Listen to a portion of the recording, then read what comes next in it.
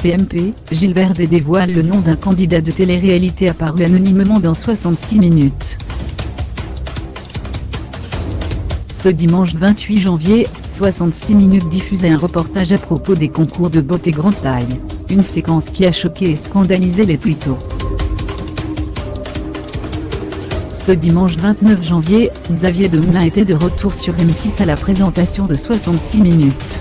Au programme de cette nouvelle émission, un reportage consacré au concours de beauté grande taille. Et les téléspectateurs ont pu découvrir les conversations privées entre un des organisateurs et un ex-candidat de télé-réalité devenu coach sportif. Ce dernier a alors renoncé d'être jury pour des raisons qui ont choqué les internautes. Dans un message dévoilé aux caméras de la chaîne, le passionné de sport se montre agressif et virulent avec les participants en arguant que ce concours ne devrait même pas exister, car il banalise le surpoids et l'obésité. Un argument discriminant pour les participantes, qui a déclenché de nombreuses réactions indignées tout au long du week-end sur Twitter.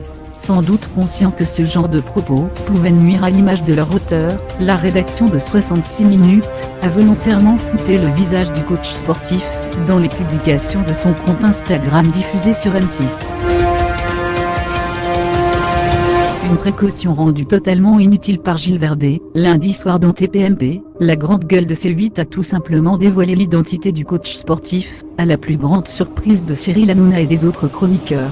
Il s'agirait de Benjamin Massé, un coach sportif très actif sur les réseaux sociaux connu du grand public pour avoir participé à Secret Story 11. Il ne se cache pas. Moi j'ai parlé avec lui aujourd'hui, a déclaré Gilles Verdez, avant de dévoiler son nom en direct dans TPMP. Agacé, Cyril Hanouna a critiqué la maladresse de son chroniqueur, c'est le meilleur. Ils font un reportage où les mecs s'emmerdent à le cacher. À en croire Gilles Verdez et Cyril Hanouna, l'intéressé ne devrait pourtant pas s'offusquer d'avoir été nommément cité. Il pourrait même venir évoquer la polémique qu'il a involontairement créée dans l'émission.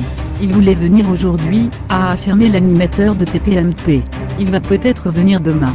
Affaire à suivre, donc, d'autant que le tweet posté par Benjamin Massé au soir de la diffusion du reportage est assez énigmatique.